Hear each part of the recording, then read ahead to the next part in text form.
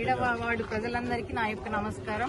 ఏడవ వార్డు నుండి నేను ఉజ్జేటి పుష్పలత కాంగ్రెస్ పార్టీ అభ్యర్థిగా పోటీ చేస్తున్నాను. దయచేసి నాకందరూ భారీ మెజార్టీతో గెలిపిస్తారని కోరుతున్నాను. గతంలో చేసిన తప్పు చేయకండి. 36కు 36 వార్డులలో గెలిచే విధంగా అందరూ కూడా నాతో సహకరించి ప్రతి ఓటును కూడా కాంగ్రెస్ బలపరిచిన అభ్యర్థుల్ని చేతి గుర్తు మీద ఓటేసి భారీ మెజార్టీతో గెలిపించుకోండి. తప్పకుండా ఆర్మూర్ని అభివృద్ది చేసే బాధ్యత కాంగ్రెస్ ప్రభుత్వానిది, మాది అని చెప్పి కూడా ఈ సందర్భంగా తెలియజేస్తున్నా. నిన్న సుమారు 6 వార్డులలో గడప గడపకు తిరిగినాం. ఈ రోజు 7వ వార్డులో పుష్పలత గారిని బలపరచడానికి, భారీ మెజార్టీతో గెలిపించడానికి మా పట్టణ అధ్యక్షులు సాయిబాబా గౌడ్ గారితో, మాజీ చైర్మన్ బబ్లు గారితో, మా కాంగ్రెస్ నాయకులతో కలిసి ఇక్కడికి వచ్చినాం. ఎక్కడ పోయినా ఒకటే, తప్పకుండా కాంగ్రెస్ కి అవకాశం ఇస్తాం. గత 10 సంవత్సరాలు ఎటువంటి అభివృద్ది జరగలే, మీరు వచ్చినాకనే అభివృద్ది జరిగింది. కొత్త రేషన్ కార్డులు ఇస్తుర్రు, ఇందిరమ్మ ఇండ్లు ఇస్తుర్రు, 200 యూనిట్ల వరకు ఉచిత కరెంటు ఉచితంగా ఇస్తుర్రు, ఉచిత బస్సు ప్రయాణం ఇస్తుర్రు. అంతేకాకుండా 10 లక్షల ఆరోగ్యశ్రీ బీమా ఇస్తున్నారు. మహిళలకి పావుల వడ్డీ మాఫీ చేస్తున్నారు. గనక తప్పకుండా మీకే ఇస్తాం. బీజేపీ కేంద్రంలో, రాష్ట్రంలో టీఆర్ఎస్ ఉండి 10 సంవత్సరాలు ఒక కొత్త రేషన్ కార్డు ఇయ్యలే, ఆర్మూర్లో ఒక ఇందిరమ్మ ఇల్లు గాని, డబుల్ బెడ్రూమ్ గాని కట్టలే. తప్పకుండా మీకే అవకాశం ఇస్తామని చెప్పి చెప్పడం జరుగుతుంది.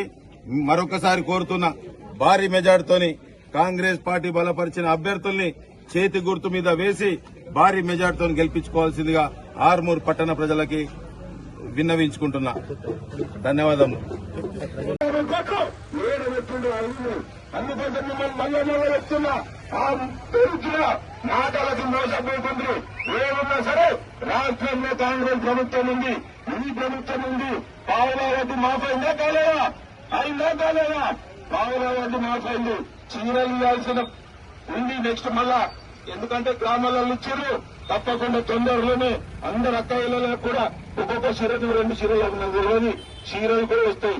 ఏమన్నా సరే మళ్ళా మీకు హామీ ఇస్తున్నా, మీరు భారీ మెజార్టీతోని 7వ వార్డు, 8వ వార్డు, మీ మొత్తం 36వ వార్డుల మీ చుట్టాలు ఎక్కడెక్కడ ఉన్నారు అందరికీ చెప్పండి. అభివృద్ది జరగాలంటే కాంగ్రెస్ జరుగుతుంది. ఇందిరమ్మ ఇల్లు ఇచ్చింది కాంగ్రెస్, రైతులకు ఉచిత కరెంట్ ఇచ్చింది కాంగ్రెస్, మహిళలకు ఉచిత కరెంట్ ఇచ్చింది కాంగ్రెస్. ఏమైనా సరే ప్రతి ఒక్కరు కూడా కాంగ్రెస్ పార్టీకి చేతి గుర్తుకి ఓటు వేసి భారీ మెజార్టీని గెలిపించుకోవాల్సిన కోరుతున్నా. మరొకసారి అందరికీ కూడా పేరున ధన్యవాదాలు తెలియజేస్తున్నా.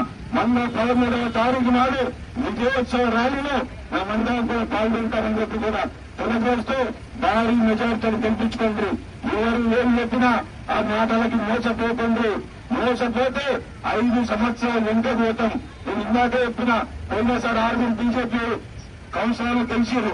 ఈసారి వాళ్ళు పోటీ కూడా చేయలే. ఎందుకు చేయలే? వాళ్ళ లీడర్లు ₹1 కూడా నిధులు ఇయ్యలే. ఆయనతో పోటీ చేస్తే మళ్ళీ ఊర్లకు ఇంట్లో వార్డులకు రానియరని చెప్పి పోటీ కూడా చేసే పరిస్థితి లేదు. అందుకోసం మిమ్మల్ని మళ్ళీ చెప్తున్నా, టీఆర్ఎస్ అనేది కథం అయిపోయిందా లేదా? ఏమైనా కనబడుతుందా? పాండు గారు ఏమైనా కనబడుతుందా? పాండు తెలుసా?